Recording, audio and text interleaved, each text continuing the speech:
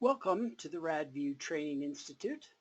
Today's class we want to talk about using the response validation functionality within WebLOAD. The purpose of our response validation is to allow you to verify that the screens that are coming back, the messages, the responses coming back from the server are what you expected. In some cases, we see that the server will send back a 200, which says it's a valid, everything was okay, everything worked, but it didn't send back the right screen that you expected, or it sent back less than you expected, and so you're not able to continue with that virtual client in that round of your script. And so what we want to do is put in validation that will let you make sure that you got what you expected on the screen. This is very helpful when you're trying to do some debug functionality with your script to see if things are coming back correctly. We can validate on a number of different items within the screen. We can validate on the page's title, the title page, if it's labeled correctly. We can make sure that that matches up what we expected. We can look at the maximum time it takes to load the page. So if it's taking longer to get there to load that page than you expected, we can cause a failure and say, well, we didn't get it back in time. The web page content, so we can look for certain values inside of the web page, inside of the response coming back in HTML, and make sure that those values are in place. If we get a different value or something we're not expecting, then we can flag that as well. And last, we can measure the length of the content so that if the page that we receive back is not of the correct size, for instance, if you're expecting a 4,000 KB file size coming back as a response to your request, and you get back a 2 KB file size, you know you didn't get the right screen. So you want to make sure that it's greater than 2 KB or greater than 0, essentially, and that you're getting the right thing coming back from the server. The different types of response validation we just kind of walked through there. So again, we want to look at page titles and validate that the page title is correct. We can look at the page time and make sure that the time that it took for it to come back does not exceed any limits that I set. The length is the right size, the page is of the right size.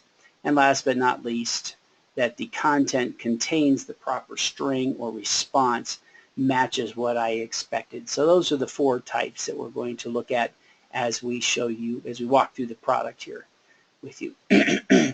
If your validation fails and you don't get back that proper page title or the page length or the content length, in that case, what we can do is 2 things. Actually, there's several here. We can display a warning and continue running. So if this is not imperative, it's not important or essential that this be correct, then I can display a warning and continue running.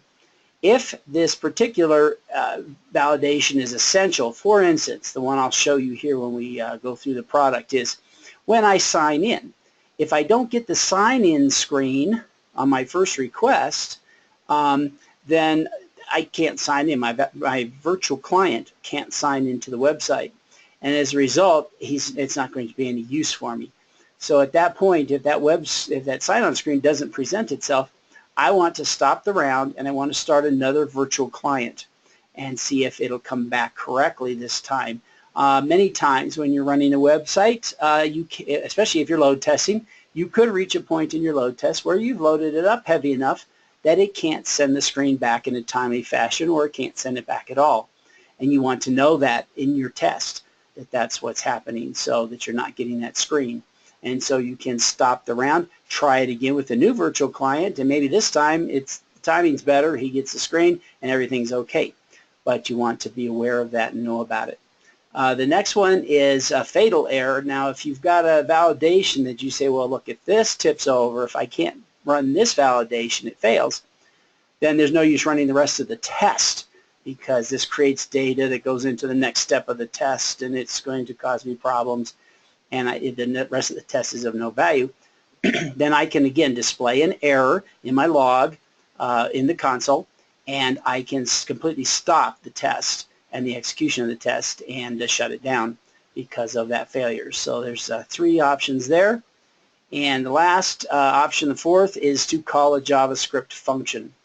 So if, for instance, my validation fails, but if it does, I want to automatically force a log out from the script for that virtual client, I could do that. I don't have to stop the round. I could simply say go to logout, and it would go to the logout section of the script and force a logout. I can force other things to happen. I can call other JavaScript functions and force other functionality if the validation fails.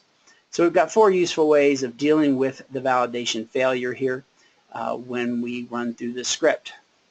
So what I want to do is I want to take you in, and we've got a pre-recorded script here that I've got in place, and we want to step through each of the options and take a look at those. So let's begin and see what this looks like here. I'm going to come down here to IDE, and as I say, I've pre-recorded this script, so it's in place here, and I just want to walk through each of the options and talk a little bit about that in regards to my particular script that I'm using. So up here at the top of the screen, we've got under the Tools section in our toolbar, we've got our correlation, which is usually the first thing you do in your script to make sure that you get everything correlated before you begin modifying the script or adding any functionality to it. The second thing is our parameterization manager. There's a video out there on our website on using the parameterization manager. So if you want to substitute user IDs and login or values in an item selected from a screen, you can parameterize those and use them inside of your script. The last is the response validation. This is the third one and the one we want to look at today. So to use this, I just need to be inside of one of our nodes where I've got functionality, and you see now my response validation is enabled. So if I select response validation, let's talk about each of these. Okay, so up here at the top, our first one here is the page title we've talked about. So my screen prompts me here for success if my page title is. Now what we do is we help you out because we'll tell you, well, the page you're looking at right now, this particular node that I'm in, the title of that page is Sugar CRM. So I could then come in here and select validate and key in Sugar CRM and make sure that the page title says Sugar CRM at the top. If it doesn't, then we'll talk here just a minute about what happens in the validation failure. These 4 options that I mentioned earlier, we'll walk through each of those. We can look at the page time. So I can validate that my page time limit is so many seconds. So if I have a service level agreement with my customer, or with my IT department, or with the user population, users out there in my company, I could say, look, I want this thing to come through in 2 seconds, or I have a problem. Okay? So I can set my page time limit to 2 seconds, and this will say, let's see, I think I need less than 2 seconds. Nope, just 2. Okay, so if my page time limit is 2 seconds, in other words, if it exceeds 2 seconds to bring back my page, I want to know about it. I've failed my validation. Okay, and again, the validation here on content length, we can set this up to be equal to, if I know exactly what my page should be. Let's, I mentioned earlier that maybe your it should be 4,200 bytes. It just happens to be one I've happened to look at the other day. So if my response comes back should be 4,200 bytes, I can say better be equal to that, or I've got a validation failure. Okay, I'm not sure how predictable content length is always going to be inside your script. So this one might be a bit of a stretch to always hit on exactly that figure. So instead, we can say it better be greater than, and as I mentioned earlier, let's say it better be bigger than 50 bytes. Okay? If it's less than 50 bytes, I probably didn't get back the right screen. In other words, if it should have been 4,200 bytes and I got 42 bytes, then I've probably got a problem. Okay? If I really expect that my screen is going to be less than 150 bytes, just as an example, then and it comes back at 200 bytes, I've got something wrong. It's not the screen that I was looking for. Okay, so we can validate that these things exist. I'm going to turn this one back off because I'm not sure how well I can predict that in my script. Okay. And down here on the right, over here on the right, we have our content. And this one I actually have already selected in reference to this particular script because I mentioned earlier the sign-on screen.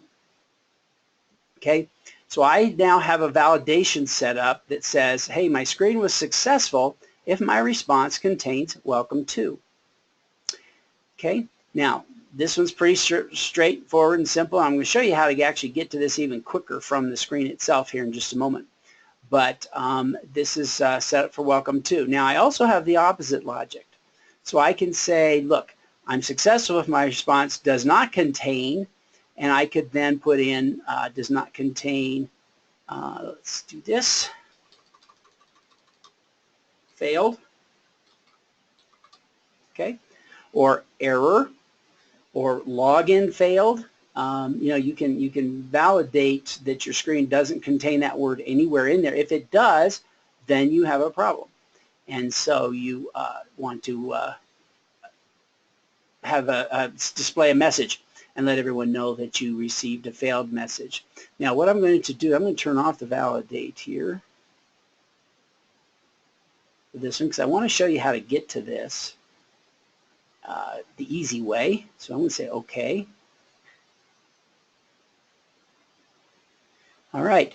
Now, what I was talking about earlier is using the right mouse click in the screen. This is my login screen. This node right here is where my login screen gets presented in my script. And so I can take and I can display this through the page view. Again, if you're not familiar with these different options, we have a recording out there, video out there for recording a script, and we talk about the page view functionality in that recording. Explain how this works. But basically, this renders the HTML that we recorded. That's this value over here in the HTML tab. It takes this format, this information, and it renders it into a page view.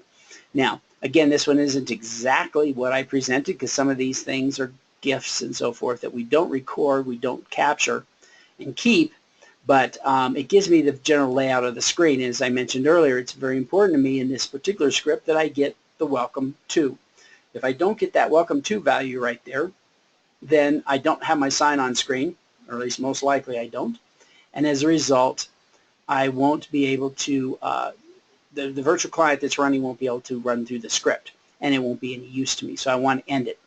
If I'm sitting looking at this screen, I say, boy, I really do want that welcome to. All I have to do is a right mouse click on that welcome to. And as you can see, it prompts me here for a response validation using the right mouse click.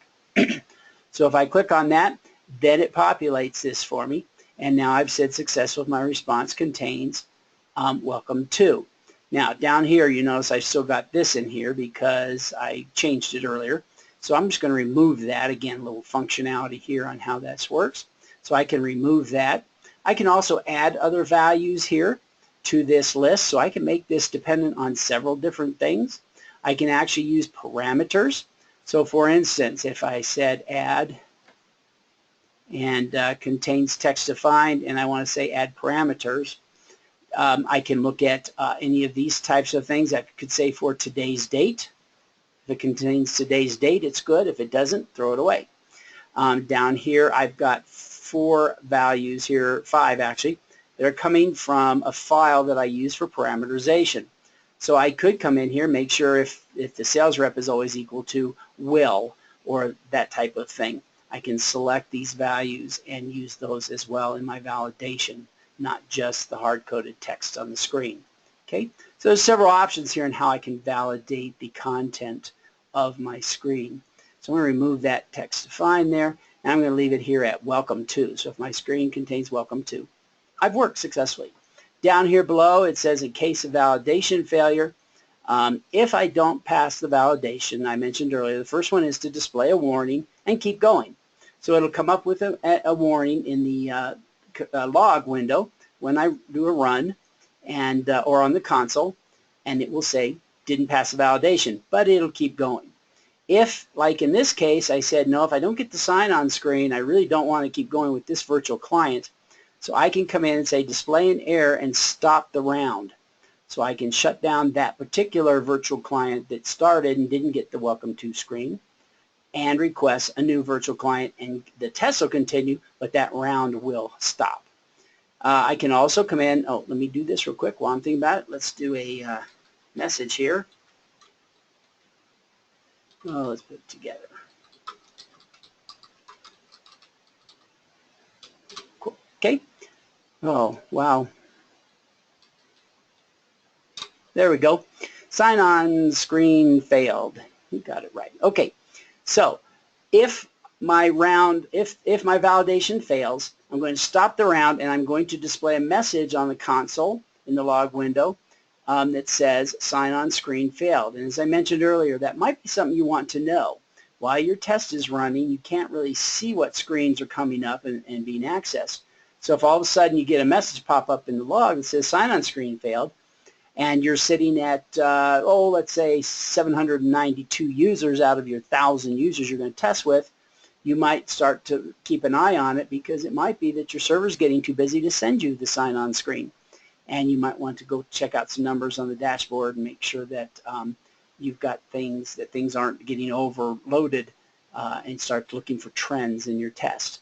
So this is a great tool here for that. I can do the same with this third option here, display fatal error and stop the test execution. As I mentioned earlier, this one simply says, if I don't get my sign-on screen, just end the test, because it's not going to do me any good. Not realistic in this particular case, because the sign-on screen doesn't mean everybody else can't log in, but it does mean that there may be some issues, maybe some errors that would say there's no use running the rest of the test if that failed. And so I'm able to say then stop the test execution entirely and display again whatever message you want in here to come up on the screen. And last but not least is my call to JavaScript function.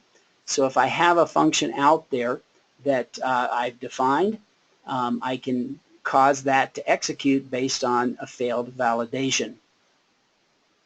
So you would put in the function name that you want to call. And again, this has to be inside of your script, so you have to have defined this function in your script, laid out the arguments and the parameters and so forth, and you would then enter that function name here in this box with any arguments that go behind it in order to launch that JavaScript function. So very useful here if you have some special needs that you really have to go do this XYZ function in order to handle a failure in your validation. So very useful. I'm going to leave this up here at display error and stop the round. And I'm going to click OK. And let's see, I've got to validate now. I've got to validate on page time. So we'll just check these and see what the messages come up here when we get there. Okay, so now I can do a run on my script. And if I've done everything correctly, it should walk through, and we'll see those messages appear down here at the bottom of my screen as it goes through. So here's my initial log on screen. This is the first time up, and it says it succeeded. Title is Sugar CRM. Page validation failed. The expected time is 2 seconds. The actual time was 7.4, so it took 7.5 seconds for my screen to come up, and so it caused a failure in my validation. And as I said, my setting was end the round and start a new virtual client. So since I'm only running one round here in this particular case, I have ended the script because of that 7 seconds. So let's change that real quick here. Let's go back here to edit mode. And we'll go back into that node that I was working on earlier, and we'll go to response validation. Let's change this now to 10 seconds, because I bet we can get it in 10 seconds.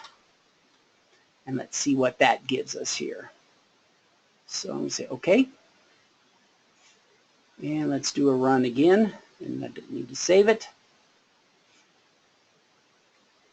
Open this up so we can see a little better.